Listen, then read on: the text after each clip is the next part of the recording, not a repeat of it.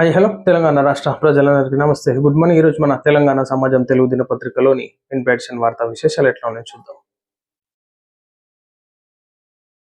షరతులు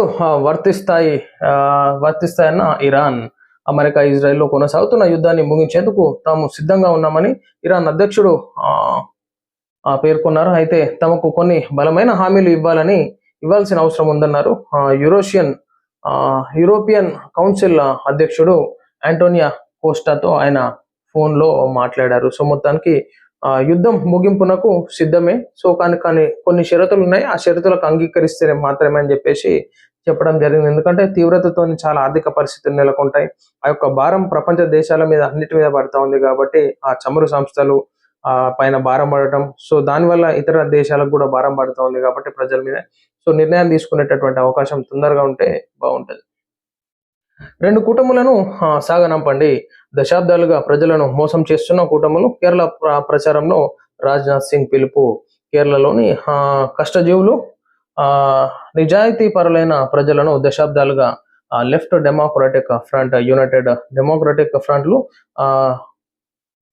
వంచిస్తున్నాయని, రెండు కూటముల్లో ఎవరో ఒకరు ఎంచుకోవడం కాకుండా రెండింటిని ఇంటికి సాగనంపాలని కేంద్ర రక్షణ శాఖ మంత్రి రాజ్నాథ్ సింగ్ పిలుపునిచ్చారు. సో మొత్తానికి ఈనాడు కేరళ ఎలక్షన్స్ కానీ ఇవంతా పెద్ద చర్చనీయాంశంగా మారబోతుంది. సో గెలుపు ఎవరేదని చెప్పేసి భారీ ఉత్కటంగా ప్రజలు కూడా ఎదురు చూస్తున్నారు కాబట్టి సో ప్రజా తీర్పు ఎట్లుంటుందో కూడా వేచి చూడాలి. 2 పంచాయతీలకు వికాస పురస్కారాలు. హర్షం వ్యక్తం చేసిన మంత్రి సీతక్క. గ్రామీణాభివృద్ధి, సుస్థిర పరిపాలన విశిష్ట ప్రతిభ కనబర్చిన తెలంగాణ పంచాయతీలకు జాతీయ స్థాయిలో ప్రతిష్టాత్మక గుర్తింపు లభించింది. కేంద్ర పంచాయతీరాజ్ మంత్రిత్వ శాఖ ప్రకటించిన దీన్ దయాళ్ ఉపాధ్యాయ పంచాయత్ సదర్స్ వికాస పురస్కారాలు రాష్ట్రంలోని 2 గ్రామ పంచాయతీలను భరించాయి. వికారాబాద్ జిల్లా కాటిపల్లి మండలానికి చెందిన మోతుకుపల్లి గ్రామ పంచాయతీ గుడ్ గవర్నెన్స్ విభాగంలో జాతీయ అవార్డును దక్కించుకోగా, సంగారెడ్డి జిల్లా సంగారెడ్డి మండల పరిధిలోని ఒక గ్రామం దీన్ దయాళ్ పురస్కారం అందుకోవడం చాలా సంతోషకరంగా భావిస్తున్నా అని చెప్పేసి ఈనాడు గ్రామీణాభివృద్ధి శాఖ మంత్రి సీతక్క గారు చెప్తా ఉన్నారు. ఏకగ్రీవంగా ఆమోదించిన సభ, వైకాపా సభ్యుల వాకౌట్. ఏపీ రాజధాని అమరావతికి చట్టబద్ధత బిల్లుకు లోక్సభ ఆమోదం తెలిపింది. ఏపీ పునర్విభజన చట్ట సవరణ పేరుతో కేంద్ర హోంశాఖ సహాయ మంత్రి నిత్యానందన్ రాయ్ లోక్సభలో ఈ బిల్లును ప్రవేశపెట్టారు. అనంతరం సుమారు 2 గంటల పాటు దీనిపై చర్చ జరిగింది. తెలుగుదేశం పార్టీ, భాజపా, జనసేన, కాంగ్రెస్, వైకాపా, సమాజ్వాడీ సహా పలు పార్టీల ఎంపీలు చర్చలో పాల్గొన్నట్టుగా చూసుకోవచ్చు. సో మొత్తానికి ఏకగ్రీవంగా ఆమోదించిన సభ ఇది అమరావతి రాజధానిగా చేయడం జరిగిందనమాట.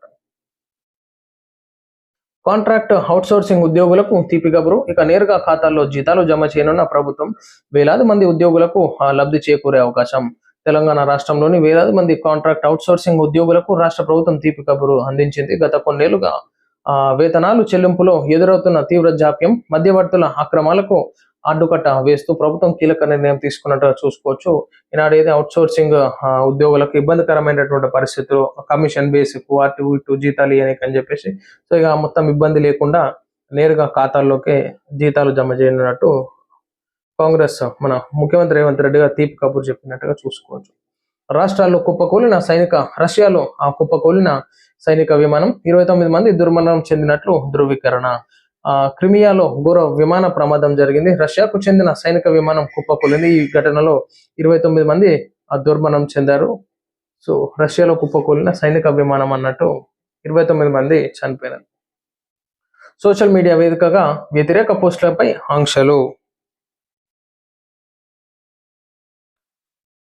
సోషల్ మీడియా వేదికగా ప్రభుత్వానికి వ్యతిరేకంగా పోస్టులు పెడితే ఇకపై చర్యలు తీసుకునేందుకు కేంద్రం సమాయత్తమవుతుందని, అలాంటి పోస్టులు పెట్టే వారికి నేరుగా కేంద్రం నోటీసులు జారీ చేయనుంది. అలాగే ఆ పోస్టును షేర్ చేసే వారిపై సైతం కఠిన చర్యలు తీసుకునేందుకు కేంద్ర ప్రభుత్వం ఉపక్రమిస్తోంది. సో మొత్తం మీద సోషల్ మీడియా కూడా గైడ్ లైన్స్ ఫాలో కావాలని చెప్పేసి ఈనాడు ప్రతి రాష్ట్రాల్లో ఏదైతే ప్రభుత్వానికి వ్యతిరేకంగా అంటే తప్పు చేసినా కానీ ఈనాడు జర్నలిస్టులు, రిపోర్టర్లు పెట్టినా కానీ వాళ్ళకు కూడా ప్రాబ్లం అనమాట.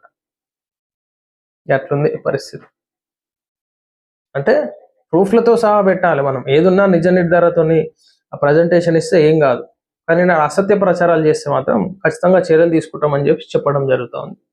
సిఐడి విచారణ జరిగితే తేలేదేమీ ఉండదు.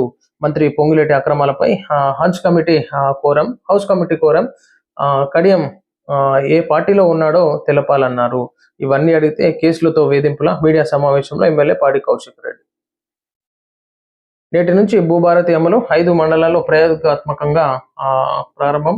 అధికారులతో సమీక్షించిన మంత్రి పొంగులేటి. సో మొత్తం మీద భూభారతి ప్రారంభం ప్రయోగాత్మకంగా ప్రారంభించనున్నారు కాబట్టి సో మొత్తానికి తెలంగాణ రాష్ట్రంలో 5 మండలాల్లో గ్రామాల వారీగా ఈనాడు ఒక సమస్యలు ఏదైతుందో స్టార్ట్ చేయబోతున్నారు కాబట్టి ఖచ్చితంగా ఈ భూభారతి వల్ల ప్రజలకు ఇబ్బంది లేకుండా సమస్యలు పరిష్కరించే విధంగా చేయాల్సిందిగా మేము కూడా కోరుతా ఉన్నాం.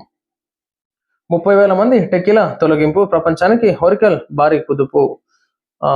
అమెరికా టెక్ దిగ్గజం హోరికల్ మంగళవారం ఒక్కసారిగా భారీ లేఅప్స్ కు శ్రీకారం చుట్టింది. ప్రపంచవ్యాప్తంగా పనిచేస్తున్న సుమారు 1.62 లక్షల మంది సిబ్బందిలో 18% అంటే దాదాపు 30,000 మందిని తొలగించినట్లు సమాచారం. టోటల్ గా ఇప్పుడు ఏఐ సిస్టమ్ అయిపోయింది, పనులు ఈజీగా జరుగుతున్నాయి కాబట్టి వచ్చేటటువంటి జనరేషన్ వాళ్ళు కూడా ఇబ్బందికరమైనటువంటి పరిస్థితి ఉండేటటువంటి సిచ్యువేషన్ కనిపిస్తుంది ఏఐతోనే. రేషన్ కార్డుల తొలగింపు దుర్మార్గపు చర్య. 5 లక్షలు ఇచ్చామని చెప్పి 15 లక్షలు తొలగించే కుట్ర. ప్రభుత్వ తీరుపై మండిపడ్డ జాగృతి అధ్యక్షురాలు కవిత. రాష్ట్రంలో పేదలను రేవంత్ రెడ్డి సర్కారం వేధిస్తోందని తెలంగాణ జాగృతి అధ్యక్షురాలు కల్వకుంట్ల కవిత మండిపడ్డారు. రేషన్ కార్డుల విషయంలో పేదలకు అన్యాయం చేస్తోందని ఆరోపించారు. రేషన్ కార్డుల ఎరివేత అనే దుర్మార్గపు చర్యలను వెంటనే రాష్ట్ర ప్రభుత్వం నిలిపివేయాలని కవిత డిమాండ్ చేశారు. సో మొత్తానికి అయితే కవిత గారు అంటా ఉన్నారో 5 లక్షలు ఇచ్చి 15 లక్షలు తొలగించడం జరిగిందంటే అది ఫేక్ రేషన్ కార్డ్స్ ఉంటాయి. కవితక్క గారు మీరు ఏదైనా ప్రూఫ్తో సహా ప్రజెంటేషన్ ఇస్తే బాగుంటుంది, పబ్లిక్ కూడా నమ్ముతారు. కానీ ఆధారాలు లేకుండా చెప్తే మాత్రం నమ్మేటటువంటి పరిస్థితి లేదు. సో గతంలో బీఆర్ఎస్ ప్రభుత్వం మీరు పార్టీలో ఉన్నప్పుడు కానీ అప్పుడెందుకు ప్రశ్నించలేకపోయినారు ఈనాడు ప్రజలు కూడా గమనిస్తూ ఉన్నారు. సో రేషన్ కార్డ్స్ అనేది చాలా కీలకంగా ఉంటాయి. ఎందుకంటే ఈనాడు ప్రభుత్వం ప్రవేశపెట్టేటటువంటి సంక్షేమ పథకాలు రావాలంటే రేషన్ కార్డు ఉండాలి. సో మీ తండ్రి గారు కేసీఆర్ గారు గతంలో రేషన్ కార్డు ఇవ్వకపోగా చాలా ఇబ్బంది పడ్డారు ప్రజలు సంక్షేమ పథకాలు రావాలంటే. ఈనాడు కాంగ్రెస్ ప్రభుత్వం రాగానే రేషన్ కార్డులు అమలు చేసింది. ఫేక్ రేషన్ కార్డ్స్ ఉంటే తీసేయడం, చనిపోయినటువంటి వాళ్ళు ఉంటే రికార్డ్స్ లోంచి తొలగించడం, ఈ విధంగా చేస్తుంది. కాబట్టి మీ దగ్గర ప్రూఫ్స్ ఉంటే ఖచ్చితంగా మేము కూడా సపోర్ట్ చేస్తాం. ప్రూఫ్లతో సహా పెట్టండి ఏదన్నా. సో ఇది ప్రజలారా మనం చూస్తాం ఈరోజు మన తెలంగాణ సమాజం తెలుగు దినపత్రికలోని మెయిన్ ప్యాషన్ వార్తా విశేషాలు. అందరికి సెలవు, నమస్తే.